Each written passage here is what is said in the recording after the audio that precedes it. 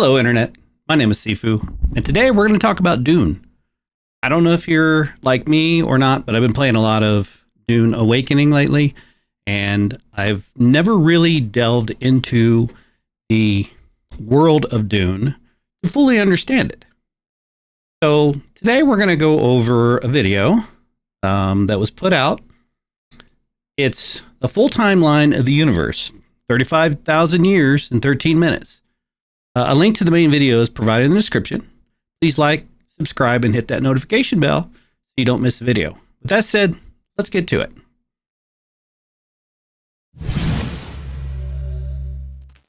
Here's a 10-minute chronology of the Dune universe, covering roughly 35,000 years of human history, from ancient times to the end of days.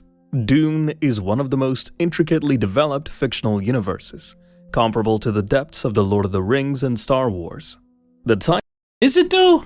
I've been a fan of Star Wars since I was a child. Of course, I've seen every single film that was ever made when it was released in the theaters.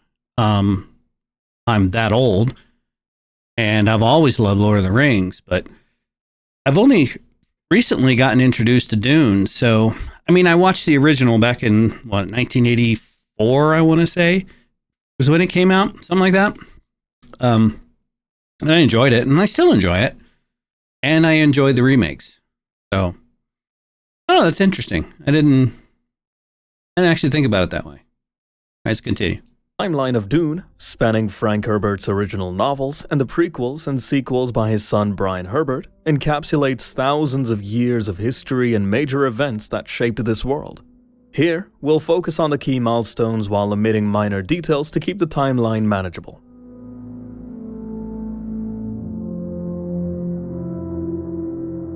Time, yes. Time is interesting.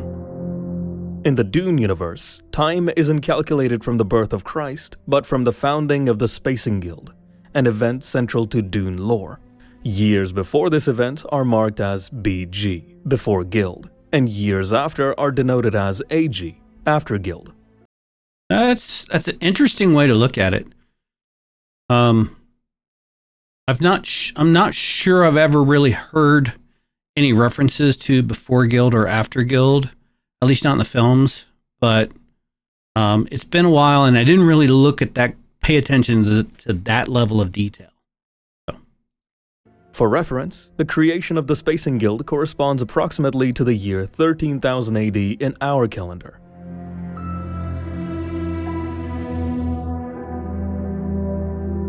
$13,000 AD is still what? 11,000 years from now. Because right now it's 2025. So that's a long time.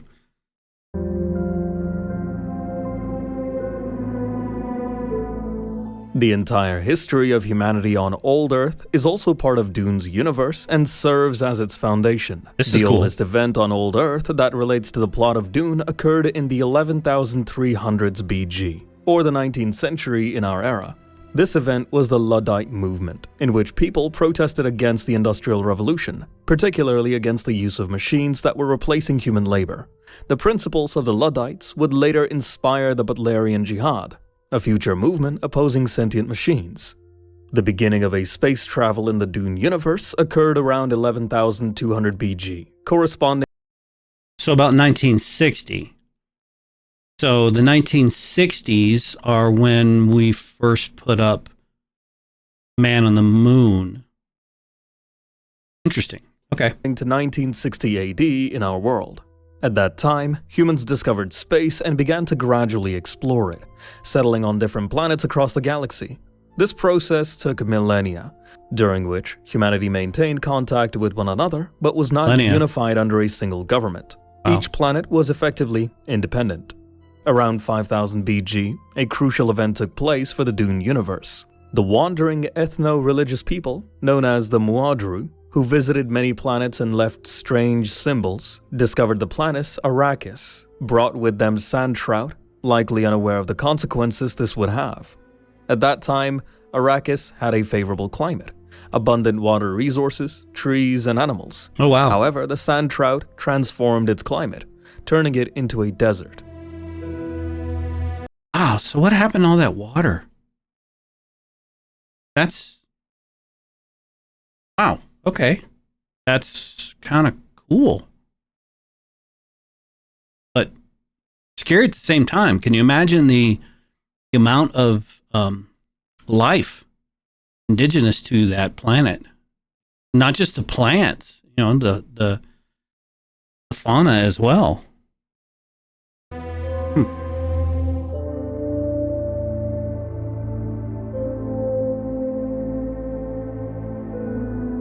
Around 2500 BG, most of the human-populated worlds and planets unified into a powerful and advanced empire.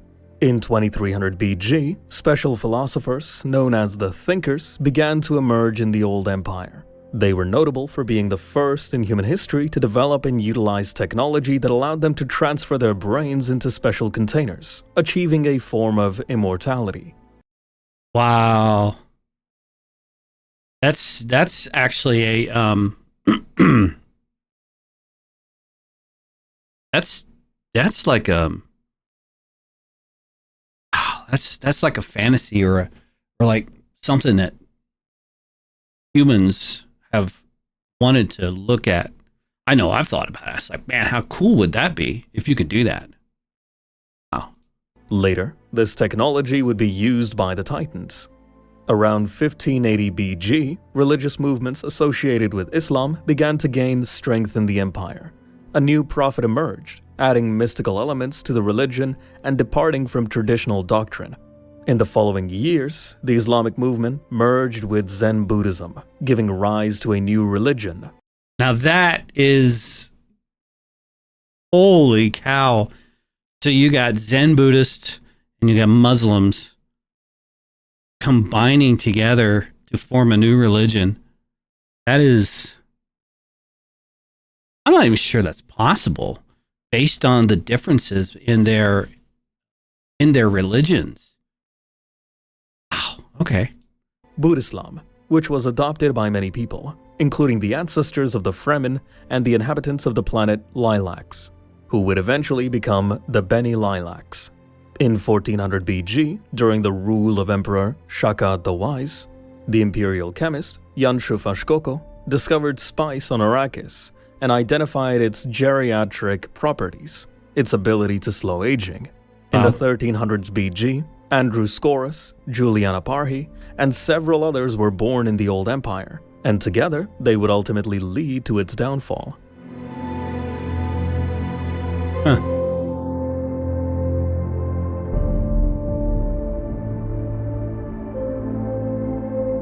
In 1287 BG, 20 conspirators, united by a prophet under the pseudonym Lalok, decided to seize power in the Old Empire. A programming genius among them developed a special computer virus, an artificial intelligence with human emotions and a desire to destroy the state. Wow. The rebellion succeeded, and the conspirators, who called themselves the Titans, became the new rulers of a vast portion of worlds that once belonged to the Empire. The Titans. That's something that a lot of people are worried about, concerned with AI, is how it could just emerge and take over and just decide that it's done with us. I mean, they've made movies on it. There's a lot of sci-fi on it. Granted, I don't understand this is sci-fi, but the reality of AI is, I never thought I would see it in my lifetime.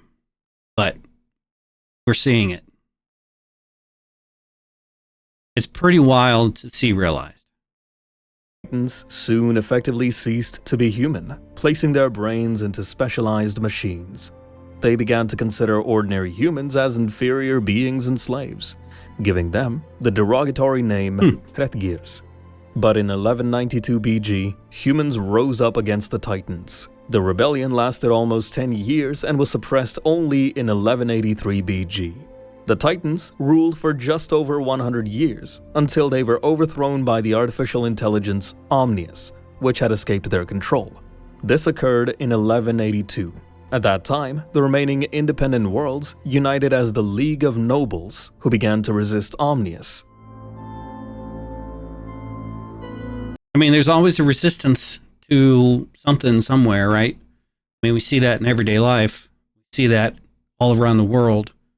Resistance to a thought, a resistance to a train of thought or an ideal. It's fascinating. It's fascinating. It's fascinating that they rolled it into this entire lore. That's what's fascinating about it.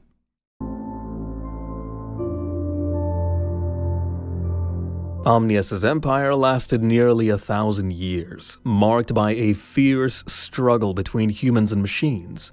Initially, it was a conventional conflict, but it soon evolved into a holy war for humanity's survival. Here are the key stages of this war. In 223 BG, Vorian Atreides, the biological son of the Titan Agamemnon, was born, initially siding with the machines like his father. He later switched to humanity's side, motivated by his love for a girl from the League of Nobles, and ultimately played a crucial role in securing victory for humanity. That same year, Javier Harkonnen was born, another hero of the war and a close friend of Vorian, who sacrificed himself for humanity's cause. A year later, in 222 BG, Serena Butler was born. She became a symbol of the jihad for humanity, rallying them together. In 201 BG, the robot Erasmus on Old Earth killed Serena Butler's newborn son, Mannion, witnessed by enslaved humans. This act triggered a rebellion, leading Omnius to command the Titans to exterminate all humans on Earth. In 200 BG, humans retaliated by using atomic weapons to destroy all robots on Earth, marking the beginning of the Butlerian Jihad. In that's 108 BG, that's holy cow. Atomics, nuclear weapons. They noted them as atomics in the Dune universe. Omnius created a virus and unleashed it on the League of Nobles' worlds, known as Omnius' Plague. It wiped out over half of humanity.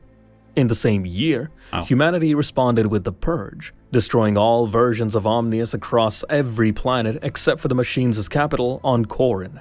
In 88 BG, the Battle of Corrin took place, in which humans finally defeated Omnius and the thinking machines. Like 1,000 years.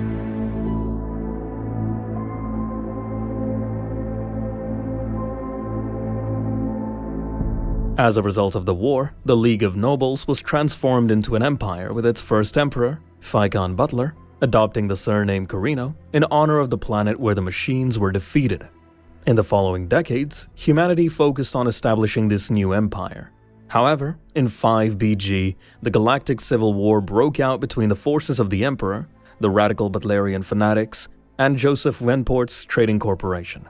House Corrino emerged victorious, solidifying its power.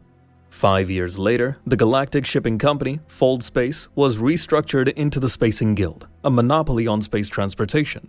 This marked the beginning of a new calendar system in Dune. From this point on, events are recorded in AG, after Guild. In the 1st century AG, the Great Convention was established, ensuring a balance of power between the Emperor, the Spacing Guild, and the Landsraad, an assembly of noble houses. In the 3rd century AG, the noble houses adopted the Assassin's Handbook, which set the rules for acceptable conflicts between houses, including a list of poisons allowed for eliminating rivals. That's interesting, because the Assassin's Handbook is a key part of Dune Awakening in the game, and you can see all of these houses represented in the game. It's pretty cool. Acceptable conflicts between houses, including a list of poisons allowed for eliminating rivals. Around 2000 AG, a nuclear disaster struck the Empire's capital, Salusa Secundus, leading the Emperor to relocate the capital to Kaitane.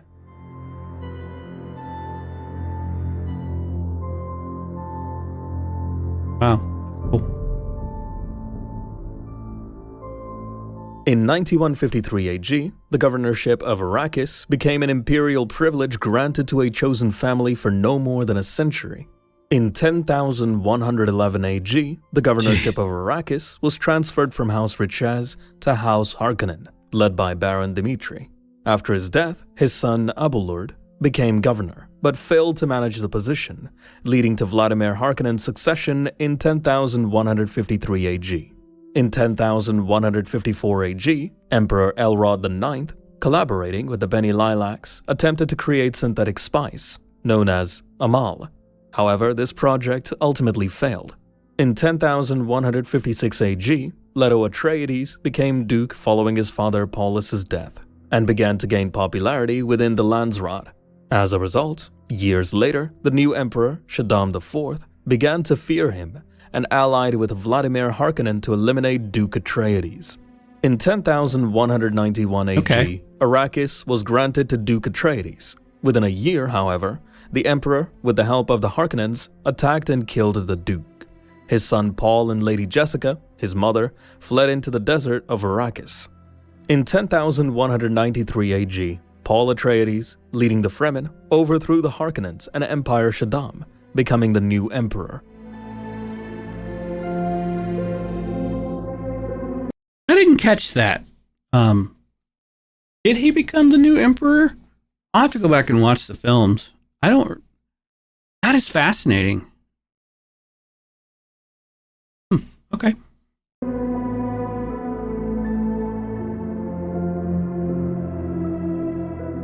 In 10,194 AG, the Jihad of Muad'Dib began to suppress all dissent and spread the faith in Paul Atreides across the empire. In 10,207 AG, Paul Atreides, after numerous assassination attempts and periods of self-doubt, loses both his vision and his gift of prescience, ultimately retreating into the desert. In 10,217 AG, Paul's son, Leto II, becomes the new emperor. He undertakes the Golden Path, a plan to ensure humanity's survival. To accomplish this, he merges with Sand Trout, effectively transforming himself into an immortal sandworm. By 10,400 AG, due to terraforming, Arrakis becomes a lush oasis again, with sandworms and sand trout nearly extinct. In the 11,000s AG, the Atreides Empire expands beyond the galaxy. By the 13,000s AG, Emperor Leto II allows Ixian scientists to resume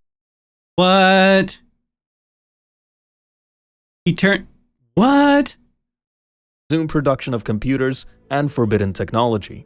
This eventually leads to the Ixians developing spacecraft that travel without spice. In 13,275 AG, enemies of Leto attempt to assassinate him, and they succeed. The Emperor dies, and his empire collapses, just as he intended. Just as he intended? Holy cow. From 13,725 to 15,200 AG, humanity endured a period of famine and the scattering, a time of endless wars, catastrophes, and other crises. During this time, unsupervised sandworms reclaimed Arrakis, once again turning it into a desert. In 13,750 AG, the Ixians invented the first generation of navigational machines, ending the Spacing Guild's monopoly on space travel. By 14,000s AG, humanity used Ixian ships to spread across vast regions of the universe, reaching previously unexplored sectors. Around the 14,500s AG, the Beni Lilacs finally developed a method for artificial spice production, making space travel even more accessible and allowing humanity to explore even further. So they still had the ability, so they figured out the ability to do the travel without spice, but the added spice, or the including spice, allowed even more travel, and being able to make it synthetically increased it even more. Wow, that's kind of cool. In 14,929 AG, Miles Tegh, a descendant of House Atreides and future Mentat and Supreme Commander of the Bene Gesserit, was born. By the 15,200s AG, some who had ventured out in the scattering began to return to the former Atreides Empire. Among them were a group calling themselves the Honored Maters, a powerful female order formed by fish speakers, former Bene Gesserit sisters, and Lilac-Su women. In 15,229 AG, a war broke out between the returning Honored Maters and the Bene Gesserit. This conflict ended in 15,240 AG, with the two orders merging into a new force. Wow. So it was a draw. Interesting. In 15,241 AG, key figures escaped aboard the invisible ship Ithaca, the Gola Duncan Idaho, who had gained access to the memories of all his previous lives, as well as Miles Tegg, Shiana, and several others. During their journey, the crew of Ithaca created clones of legendary figures from the past, including Paul Atreides, Jessica Atreides, Thufir Hawat, Chani, Stilgar, Liet Kynes, Leto Atreides II, and Dr. Wellington Yue. In 15,256 AG, machines that had survived the Butlerian Jihad, hiding on the fringes of the universe, also produced a clone of Paul Atreides to serve as their Kwisatz Haderach, naming him Paolo. In 15,264 AG, Ithaca was captured by Omnius, who, upon finding the clone of Paul Atreides, arranged a duel between him and Paolo, with the victor to become the true Kwisatz Haderach. Paolo won but died from a spice overdose shortly after. The surviving Paul Atreides clone proclaimed that the most powerful Kwisatz Haderach was not him, but the Gola Duncan Idaho, resurrected thousands of times and possessing incredible abilities. This Duncan ultimately formed an alliance with the robot Erasmus, merging with him to become a super being that unified humans and machines, finally reconciling the two forms of life. Humanity and machines entered an era of peaceful coexistence, and thus the story of the Dune universe came to an end. The latest event in the timeline references an occasional 5,000 years later, where a man named Gauss Ando gave a speech commemorating the 10,000th anniversary of Leto Atreides II's ascension. And that concludes our journey. If you enjoyed this video, don't forget to like, subscribe. That was... Oh, wow, that was really awesome. I didn't know that. The whole thing with he turned himself into a worm, basically. He merged with the worms. That just kind of blew me away. I mean, it just goes to show that there is so much more to this than a lot of people like myself truly understand. So, yeah, I think I'm gonna have to dig into this some more. This was pretty cool. So I want to thank you guys for watching. Don't forget to hit that like button, subscribe if you haven't, and we'll see you in the next one. Bye-bye.